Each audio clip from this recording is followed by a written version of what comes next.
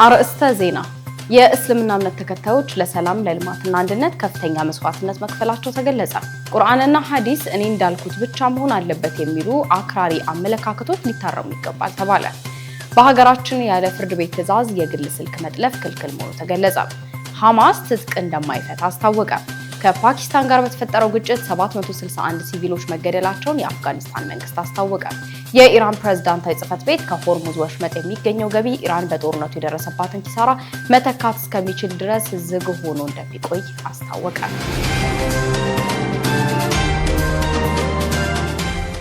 አሰላሙ አለይኩም ወራህመቱላሂ ወበረካቱ። ውድና የተከበራችሁ የነጃሺ ቲቪ ተመልካቾች ነጃሺ መረጃችን ተጀምሯል። ከመረጃዎቹ ጋር ሀያት ከማል ነኝ። አብራችሁን ቆዩ። የእስልምና እምነት ተከታዮች ለሰላም ለልማትና አንድነት ከፍተኛ መስዋዕትነት መክፈላቸው ተገለጸ። በቴፒ ከተማና በሸካ ዞን የሚገኙ የእስልምና እምነት ተከታዮች ለአካባቢው ሰላም ልማትና አንድነት እንዲመጣ ከፍተኛ መስዋዕትነት መክፈላቸው ተገልጿል። በቴፒ ከተማ የአልፉርቃን መድረሳ ተማሪዎችም ተመርቀዋል። በምረቃ ስነ ስርዓቱ ላይ የተገኙት የሸካ ዞን አስተዳዳሪ አቶ አበበ ማሞ ተመራቂ ተማሪዎችና ቤተሰቦችን እንኳን ደስ አላችሁ በማለት የእንኳን ደህና መጣችሁ መልእክታቸውን አስተላልፈዋል። አስተዳደሩ በንግግራቸው ወቅት የሃይማኖት ተቋማት በሀገሪቱ የትምህርት ታሪክ ውስጥ የነበራቸውን ከፍተኛ ሚናም አስታውሰዋል። አስተዳደሩ በንግግራቸው ዘመናዊ ትምህርት ወደ ሀገራችን ከመግባቱ በፊት የሃይማኖት ተቋማት ለትምህርት መስፋፋት መሰረት መሆናቸውን ጠቁመዋል። መንግስት ባልደረሰባቸው አካባቢዎች ጭምር የሙስሊሙ የሃይማኖት ተቋማት ዘመናዊ ትምህርት ቤቶችን በመክፈትና ሀብት በማፍሰስ እያከናወኑት ያለው ተግባር የሚደነቅ መሆኑን ገልጸዋል። በቴፒ ከተማና በሸካ ዞን የሚገኙ የእስልምና እምነት ተከታዮች ለአካባቢው ሰላም፣ ልማትና ለአንድነት እየከፈሉት ያለው ዋጋ ለዛሬው ስኬት ትልቅ አስተዋጽኦ ማድረጉን አስተዳደሩ አብራርተዋል። ኢትዮጵያ የብዙ ብሔር ብሔረሰቦችና የሃይማኖቶች መገኛ መሆኗን የጠቀሱት አስተዳደሩ ይህ ብዝሃነት በፍቅርና በአንድነት ተከብሮ እንዲቀጥል ጥሪ አቅርበዋል። በመጨረሻም አስተዳደሩ የተመራቂ ተማሪዎች ስኬትና የአካባቢው ሰላም ተጠናክሮ መቀጠሉ ለሀገር ውስጥና ለውጭ ሀገር ጎብኚዎች ምቹ ሁኔታን እንደሚፈጥር እምነታቸውን ገልጸዋል። በቴፒ ከተማ የአልፉርቃን መድረሳ የሁለተኛ ዙር ተመራቂዎቹን በታላላቅ ዑለማዎች ፊት አስመረቀ።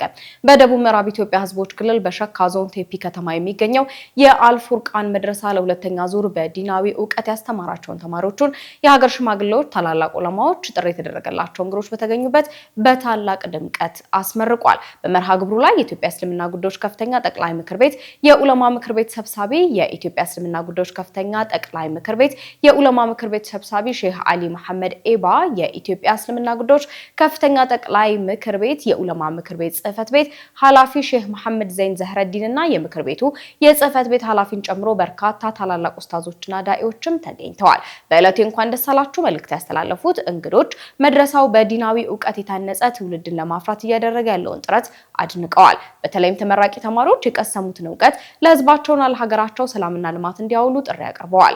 ተመራቂ ተማሪዎች በትምህርት ቆይታቸው ያገኙትን ዕውቀት የሚያሳዩ የተለያዩ ዝግጅቶች ለታዳሚዎችም ቀርበዋል። ይህ የሁለተኛው ዙር ምረቃ በቴፒ ከተማ የሚገኘው የአልፉርቃን መድረሳ ለህብረተሰቡ እያበረከተ ያለውን የዲን ዕውቀት አገልግሎት ይበልጥ እንደሚያጠናክር በመርሃ ግብሩ ላይ ተገልጿል።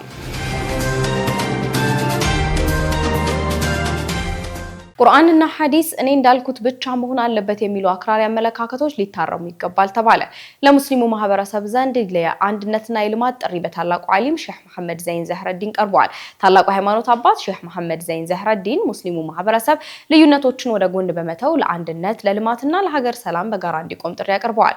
ሼህ መሐመድ ዘይን ባስተላለፉት መልእክትን በማህበረሰብ ውስጥ የተለያዩ አመለካከቶች፣ ኺላፎች ሊኖሩ እንደሚችሉ ጠቁመው እነዚህ ልዩነቶች በውይይትና በታላላቅ ዑለማዎች አማካኝነት መፍታት እንደሚገባ አሳስበዋል። ቁርአንና ሐዲስ እኔ እንዳልኩት ብቻ መሆን አለበት የሚሉ አክራሪ አመለካከቶች ሊታረሙ እንደሚገባና ሙስሊሙ በአንድነት ቆሞ ወንድማማችነቱን ሊያጠናክር እንደሚገባም ገልጸዋል። ሼህ መሐመድ ዘይን አክለውም ይህ አንድነት በሙስሊሙ ማህበረሰብ መካከል ብቻ ሳይሆን ከሌሎችም የሃይማኖት ተከታዮች ጋር በመተባበር ኢትዮጵያን የማዳን ስራ ላይ ትኩረት ሊደረግ እንደሚገባ በአጽንኦት አሳስበዋል። ሼህ መሐመድ ዘይን ዘህረዲን ይህን የተናገሩት በቴፒ ከተማ የአልፉርቃን መድረሳ የተማሪዎችን ምርቃት የገቢ ማሰባሰቢያ ላይ በተገኙበት ጊዜ ነው። በቴፒ ከተማ የአልፋሩቅ መድረሳ አዲስ ለሚያስገነባቸው ህንፃና ፕሮጀክቶች ስራ ስኬታማነት ሼህ መሐመድ ዘይን ለህንፃው ግንባታ መጀመሪያ የሚሆን 100 ሺህ ብር በራሳቸው ስም መለገሳቸውን አስታውቀዋል። የግንባታው ከመንግስት መሬት ከተፈቀደ በኋላ በሀገር ውስጥና በውጭ የሚኖሩ ሙስሊሞች በገንዘባቸውና በእውቀታቸው እንዲሳተፉም ጥሪ አቅርበዋል።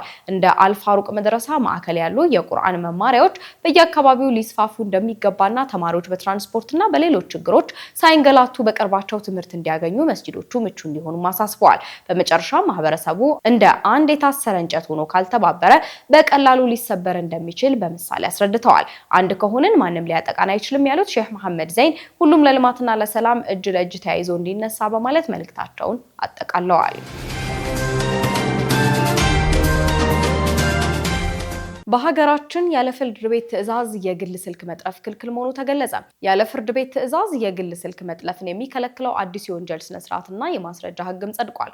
የኢፌዴሪ የህዝብ ተወካዮች ምክር ቤት ለ60 ዓመታት ሲያገለግል የቆየውን የፌዴራል ወንጀል ስነ ስርዓት ህግ የሚተካውን አዲሱን የወንጀል ስነ ስርዓትና የማስረጃ ህግ ግን አጽድቋል። ባሳለፍነው ሳምንት መጨረሻ መጋቢት 24 ቀን 2018 ዓ.ም የጸደቀው አዋጅ ቁጥር 1410/2018 የግለሰቦችን ነጻነት የሚያከብሩና የፍትህ ስርዓቱን የሚያዘምኑ በርካታ አዳዲስ ድንጋጌዎችን ማካተቱ ተገልጿል።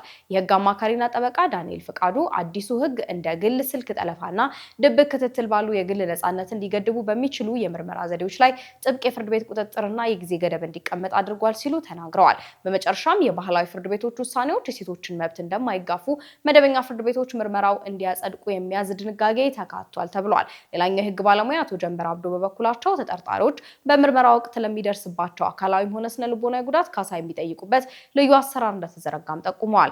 አዲሱ ህግ የፍርድ ቤቶችን የስራ ጫና ለመቀነስ የክስ ድርድር ስርዓትን ያስተዋወቀ ሲሆን ተከሳሾች ጥፋታቸውን አምነው ከአቃቤ ህግ ጋር በመደራደር የቅጣት ቅናሽ ማግኘት የሚችሉበትን እድል ፈጥሯልም ተብሏል። ተከሳሾች ጥፋታቸውን አምነው ከአቃቤ ህግ ጋር ተነጋግረው ክሱን የሚያቋርጡበት አሰራር ተፈጻሚ የሚሆነው ግን ዳኛው ተከሳሹ ድርድሩን ያደረገው በፈቃደኝነትና መብቱን ተረድቶ መሆኑን ሲያረጋግጥ ብቻ እንደሚሆን ተገልጿል። በአጠቃላይ 228 ገጾችና 444 አንቀጾችን የያዘው ይህ ህግ ቀደም ሲል ተበታትነው የነበሩ የስነ ስርዓትና የማስረጃ ህግጋትን በአንድ ላይ ያጠቃልሏል። ህጉ በከባድ ወንጀሎች ላይ መረጃ የሚሰጡ ምስክሮች የሚጠበቁበትን ማዕቀፍ የሚዘረጋ ሲሆን የተንቀሳቃሽ ምስል፣ የድምጽ፣ የማህበራዊ ትስስር ገጾችና የኮምፒውተር መረጃዎች በክርክር ወቅት እንደ ቀዳሚ ማስረጃ መገልገል እንዲቻል ህጋዊ እውቅና ሰጥቷል።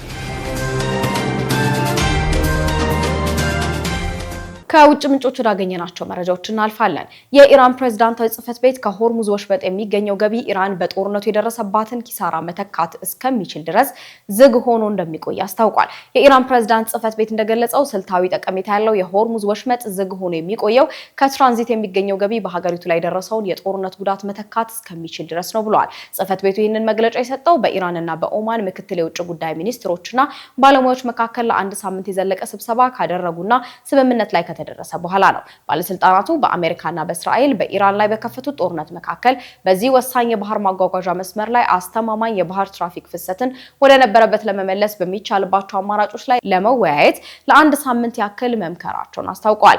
በተያያዘም ትራምፕ በ48 ሰዓት ውስጥ የሆርሙዝ ወሽመጥ ካልተከፈተ ትልቅ ጥፋት ያሉትን ጥቃት እንደሚፈጽሙ ሲገልጹ የኢራን አብዮታዊ ዘብ የሆርሙዝ ወሽመጥ ለዘላለም ለአሜሪካና እስራኤል እንደማይከፈት አስታውቋል። ፕሬዝዳንት ትራምፕ የሆርሙዝ ወሽመጥ እስከ ነገ ማክሰኞ ካልተከፈተ ኢራን ለዘላለሙ ያበቃላታል፣ በታሪክ ትልቁን ጥቃት እንፈጽማለን ብለዋል። በተጨማሪም የእስራኤል ጠቅላይ ሚኒስትር ቤንያሚን ኔታንያሁ የኢራን ዘመነ ፍጻሜ ያሉትን ጥቃት ለመፈጸም ዝግጅታቸውን ማጠናቀቃቸውን ገልጸዋል። ይህንን ተከትሎም የኢራን አብዮታዊ ዘብ የሆርሙዝ ሰርጥ በፍጹም ወደ ቀደመው ሁኔታው አይመለስም ብለዋል። ዘቡ እንዳስፈላጊነቱ በአሜሪካና እስራኤል በኩል ለሚመጣ ማንኛውም ጥቃት የበለጠ አጸፋ እንደሚሰጥም በመግለጽ ሁለቱን ኃይሎች አስጠንቅቋል። የኢራን አብዮታዊ ዘብ የአሜሪካና እስራኤል አቅም ዛቻ ብቻ ነው፣ ዛቻው አዲስ አይደለም ነው ያለው። አብዮታዊ ዘቡ የሆርሙዝ ወሽመጥ በአዲስ ሁኔታ ብቻ እንጂ በቀደመው ሁኔታ እንደማይከፈት ያስታወቀው የኢራን ፓርላማ ቋሚ ኮሚቴ ሰርጡን በሚመለከት የቀረበውን ህግ ማጽደቁን ተከትሎ ነው። የኢራን ፓርላማ በሰርጡ በኩል የሚያልፉ መርከቦች የትራንዚት ክፍያ በኢራን መገበያያ እንዲከፍሉ፣ የአሜሪካና እስራኤል መርከቦች ለመጨረሻው እንዲታገዱ፣ አሜሪካንን ተከትለው በኢራን ላይ ማዕቀብ የጣሉ ሀገራት ገደብ እንደሚጣልባቸው፣ በወሽመጡ ላይ የኢራን ሉዓላዊነት፣ ወታደራዊ ኃይል ባለስልጣን፣ የባህር ኃይል ደህንነት፣ ከኦማን ጋር የሚኖረው ግንኙነት በአዲስ መልኩ እንደሚጠናከርም አዲስ ህግ አውጥቷል። ይህ የፓርላማ ውሳኔ አሜሪካና እስራኤል ላቀረቡት ዛቻ የተሰጠ ቋሚ ምላሽ ሲሆን ለሚፈጽሙትም ጥቃት ምላሽ ለመስጠት ዝግጅት መደረጉ ተገልጿል። ሐማስ ትጥቅ እንደማይፈታ አስታወቀ።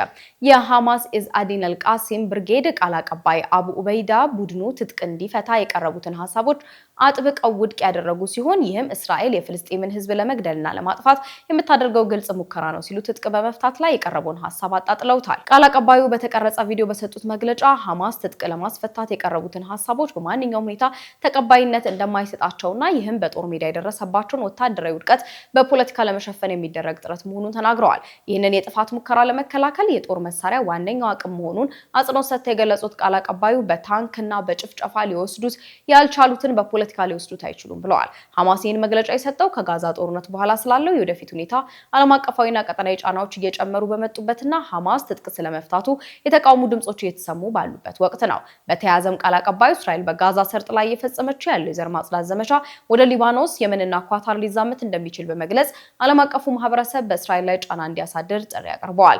የኢዝ አዲን አልቃሲም ብርጌድ ቃል አቀባይ አቡ ኡበይዳ የቀጠናው የተባበሩት መንግስታት ድርጅት ቻርተርን የሚጥስ የታጠቀ ወታደራዊ ጥቃትና ግልጽ ጉልበተኝነት እየገጠመው መሆኑን ገልጾ ጥፋቱ ወደ ሊባኖስ፣ የመንና ኳታር ሊዛመት እንደሚችል በመግለጽ አስጠንቅቀዋል። እስራኤል ለራሷ ጥቅም ስትል ግጭቱን እያባባሰች ነው ሲሉ የከሰሱት ቃል አቀባዩ ቀይ መስመሩ ለሰላማዊ ሰዎች የሞት ወጥመድ እየሆነ ባለበት ወቅት ዓለም አቀፉ ማህበረሰብ ዝምታን መምረጡን ተችተዋል። ከፓኪስታን ጋር በተፈጠረው ግጭት 761 ሲቪሎች መገደላቸውን የአፍጋኒስታን መንግስት አስታወቀ። ኢስላማባድ ከየካቲት መጨረሻ ጀምሮ ባደረገችው የአየር ድብደባ ከ600 በላይ ታጣቂዎችን ገድያለሁ ብትልም በሲቪሎች ግድያ ላይ ለቀረበባት ክስ ወዲያውኑ ምላሽ አልሰጠችም። ፓኪስታን በየካቲት ወር መጨረሻ ላይ በአፍጋኒስታን ውስጥ ባሉ የታጠቁ ቡድኖች ላይ በፈጸመችው የአየር ድብደባ ከ750 በላይ የአፍጋኒስታን ሲቪሎች ተገድለዋል ሲል አናዶሉ ዘግቧል። ከየካቲት ወር ጀምሮ በመላ ሀገሪቱ ከ27000 በላይ ቤተሰቦች መፈናቀላቸውን የአፍጋኒስታን መንግስት ምክትል ቃል አቀባይ ሐምዱላህ ፈጥራት በኤክስ ገጻቸው ባወጡት ጽሑፍ አስታውቀዋል። ቃል አቀባዩ ካቡል ለዚህ ምላሽ በፓኪስታን ኢላማዎች ላይ የራሷን ጥቃት ሰንዝራለች ብለዋል። የአፍጋኒስታን መንግስት ምክትል ቃል አቀባይ እንደገለጹት እንደ ፈረንጆቹ አቆጣጠር ከየካቲት 22 እስከ ሚያዝያ 4 ባለው ጊዜ ውስጥ በተከሰቱ ግጭቶች 761 ሲቪሎች ሲገደሉ 621 ቆስለዋል። በተጨማሪም 27407 ቤተሰቦች ተፈናቅለዋል ብለዋል። በዚህ ጊዜ ውስጥ የፓኪስታን ጦር ዋና ከተማዋ ካቡልን ጨምሮ በበርካታ አዋሳኝ ግዛቶች ላይ ወደ 15000 የሚጠጉ ሚሳይሎችን፣ ሞርተሮችንና የመድፍ ጥቃቶችን መፈጸሙን ከ1100 በላይ ቤቶችን ማውደሙን ገልጸዋል። ኢስላማባድ ለካቡል ክስ ወዲያውኑ ምላሽ አልሰጠችም። በፓኪስታን ውስጥ ከተፈጸሙ ተከታታይ ጥቃቶች በኋላ ሁለቱ ጎረቤት ሀገራት ከየካቲት ወር ጀምሮ እጅግ የከፋ የድንበር ግጭት ውስጥ ገብተዋል። ኢስላማባድ ቲቲፒ የተባለው ታጣቂ ቡድን ድንበር ተሻግሮ ጥቃት ፈጽሟል ስትል ትከሳለች። ካቡል ግን ይህንን ክስ ውድቅ አድርጋለች። ፓኪስታን በበኩሏ የአየር ድብደባው በአፍጋኒስታን ውስጥ ያሉ አሸባሪ የተባሉ ቡድኖች መደበቂያ ቦታዎችን ኢላማ ያደረገ መሆኑንና ከ640 በላይ ታጣቂዎችን መግደሏን እንዲሁም ከ850 በላይ የታጠቁ ቡድኑ አባላት ማቁሰሏን ገልጻለች። ከሳምንታት በፊት አፍጋኒስታን ፓኪስታንን በመጋቢት 16 ቀን በካቡል በሚገኝ የሱሰኞች ማገገሚያ ማዕከል ላይ በፈጸመችው የአየር ድብደባ ከ400 በላይ ሰዎችን ገድላለች ስትል ከሳ ነበር። ኢስላማባድ ግን ጥቃቱ ወታደራዊ ተቋማትንና የታጣቂ ቡድኑ ድጋፍ ሰጪ መሰረተ ልማቶችን ብቻ ኢላማ ያደረገ መሆኑን በመግለጽ ክሱን ውድቅ አድርጋለች። ፓኪስታን በኢራንና በአሜሪካ መካከል የተኩስ አቁም ስምምነት እንዲደረግ የውይይት ሀሳብ አቀረበች። ፓኪስታን በአሜሪካና በኢራን መካከል ቀጥተኛ ድርድር እንዲጀመርና አስቸኳይ ተኩስ አቁም እንዲደረግ እንዲሁም የሆርሙዝ የባህር ወሽመጥ እንዲከፈት ሀሳብ ማቅረቧን ሮይተርስ ዘግቧል። ሀሳቡ በሁለቱ ወገኖች ዘንድ ተቀባይነት ካገኘ የሀገራቱ የመጨረሻው የፊት ለፊት ድርድር በፓኪስታን እንደሚካሄድ ተገልጿል። ቀጣዩ ምዕራፍ ሁለቱም ወገኖች ስምምነቱን የሚመለከቱ ጉዳዮችን አጠናቀው እንዲያቀርቡ ከ15 እስከ 20 ቀናት የሚሰጥ ሲሆን ይህም ማዕቀቦችን ማንሳትና የታገዱ የኢራን ገንዘቦችን መልቀቅን ሊያካትት ይችላል ተብሏል። በአሜሪካና ኢራን በኩል እስካሁን ምንም አይነት ይፋዊ ምላሽ ባይሰጥም ፓኪስታን ሁለቱም ወገኖች ለውይይት እንዲመጡ እያደረገች ያለው ጥረት መቀጠሉን ሮይተርስ በዘገባው አመላክቷል። ወደ ቢዝነስ መረጃዎቻችን እናልፋለን። ዙበይዳ ሐሰን እንደሚከተለው አዘጋጅተዋለች። ተከታትለን እንመለስ። የነዳጅ ድጎማ ወጪ ከታቀደለት በ172 በመቶ ብልጫ ማሳየቱ ተሰምቷል። መንግስት ለ2018 በጀት ዓመት ለነዳጅ ድጎማ መድቦ ከነበረው 100 ቢሊዮን ብር እጅግ በላቀ ሁኔታ 272 ቢሊዮን ብር ወጪ ማድረጉን ተገልጿል። ይህም በእቅዱ ላይ የታየው የ172 በመቶ ብልጫ በባህረ ሰላጤ እየተባባሰ በመጣው ውጥረት ጋር ተዳምሮ የአገሪቱ የጀመረችውን አጠቃላይ የማክሮ ኢኮኖሚ ማሻሻያ አደጋ ላይ ሊጥል ይችላል የሚለው ስጋት ፈጥሯልም ተብሏል። የንግድና ቀጠናዊ ትስስር ሚኒስትር ዶክተር ካሳሁን ጎፌ በማህበራዊ ገጻቸው ላይ ባጋሩት መረጃ መሰረት ይህ የወጪ ጭማሪ የታየው መንግስት የነዳጅ ድጎማ ደረጃ በደረጃ ለማንሳትና የገበያ መር ኢኮኖሚን ለመገንባት ቃል ገብቶ ወደ ተግባር በገባው ጥቂት ወራት ውስጥ እንደሆነ ተናግረዋል። ለነዳጅ ድጎማ የተያዘው በጀትም ከጠቅላላ የአገር ውስጥ ምርት በ0.6 በመቶ ወይም ደግሞ በ100 ቢሊዮን ብር እንዲሆን ታቅደው የነበረ ቢሆንም አሁን ላይ ወጪው ወደ 272 ቢሊዮን ብር አሻቅቧል ሲሉ ገልጸዋል። ነዳጅ የጫኑ 3 መርከቦች ጅቡቲ መድረሳቸው ተሰምቷል። እነዚህ 3 ግዙፍ ነዳጅ ጫኝ መርከቦች በሀገራችን የተከሰተውን የነዳጅ እጥረት መጠነኛ እፎይታ ሊሰጥ እንደሚችሉም ተስፋ ተጥሎባቸዋል። ጅቡቲ የደረሱት እነዚህ መርከቦች በአጠቃላይ 143000 ሜትሪክ ቶን የሚመዝን ናፍጣና የጀት ነዳጅ የጫኑ መሆናቸውንም ተነግሯል ሲል ካፒታል ዘግቦታል። ይህም በእንዲህ እንዳለ ዓለም አቀፍ የገንዘብ ድርጅት ወይም ደግሞ IMF የምስራቅ አፍሪካ ሀገራት በባህረ ሰላጤ አካባቢ ባሉ ውጥረት ምክንያት አሁንም ለከፍተኛ የኢኮኖሚ ችግር ተጋልጠው እንደሚቀጥሉም አስጠንቅቋል። ኦማን በጎርፍ ለተጎዱ ቤቶች ግንባታ 50 ሚሊዮን የሀገሬው ገንዘብ ወይም ደግሞ 130 ሚሊዮን ዶላር መመደቧ ተሰምቷል። የሀገሬው ብሔራዊ የአደጋ ጊዜ አስተዳደር ኮሚቴ በመላው አገሪቱ ከ600 በላይ ቤቶችን ያወደመው የጎርፍ ጉዳት መድረሱን አስታውቋል። ብሔራዊ የአደጋ ጊዜ አስተዳደር ኮሚቴው በሀገራቸው በደረሰው ጎርፍ ለፈረሱ ቤቶች መልሶ ግንባታ የሚውል 50 ሚሊዮን ሪያል የሚጠጋ ወጪ ለማድረግም ተወስኗል ብሏል። ጎርፉ በመላው አገሪቱ በርካታ የኤሌክትሪክ መስመሮችን፣ ትምህርት ቤቶችን፣ መንገዶችንና የንግድ ድርጅቶችን ማውደሙንም የኦማን ቴሌቪዥን ዘግቦታል። በዚህም የንግድ የኢንዱስትሪና የኢንቨስትመንት ፕሮሞሽን ሚኒስቴር የኢንሹራንስ ኩባንያዎች እስከ 60 ሚሊዮን ዶላር የሚደርስ ሂሳብ ሊጠየቁ እንደሚችሉም ገልጿል። በኦማን ከፍተኛ አደጋ ያደረሰው ዝናብ ከረመዳን ወር ጀምሮ ለተከታታይ ቀናት ለ1 ወር ዘንቧልም ብሏል ዘገባው።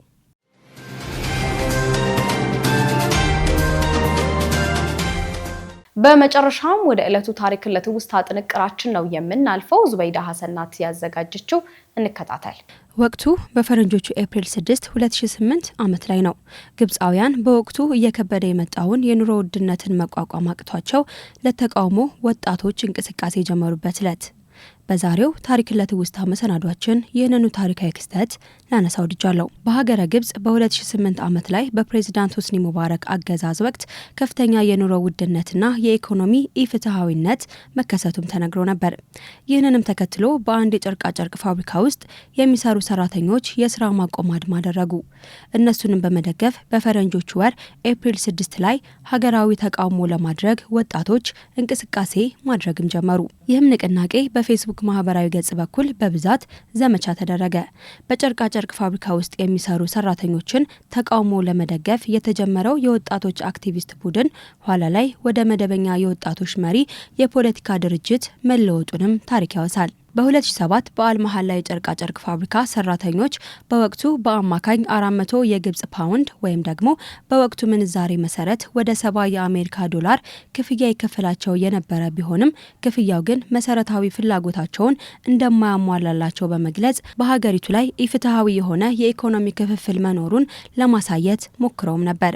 ይህም ሁኔታ በስራቸው ላይ የስራ ማቆም አድማ እንዲያደርጉም አስችሏቸዋል። የሰራተኞቹን ተግባር የሰሙ ወጣት ቡድኖችም የእነሱን ድርጊት በመደገፍ ማህበራዊ ሚዲያን በመጠቀም ማለትም ፌስቡክንና የወቅቱን ትዊተርን ወይም ደግሞ የአሁኑ ኤክስን በመጠቀም ለሰራተኞቹ ጥያቄ መልስ እንዲሰጣቸው ጫና አድርገዋል።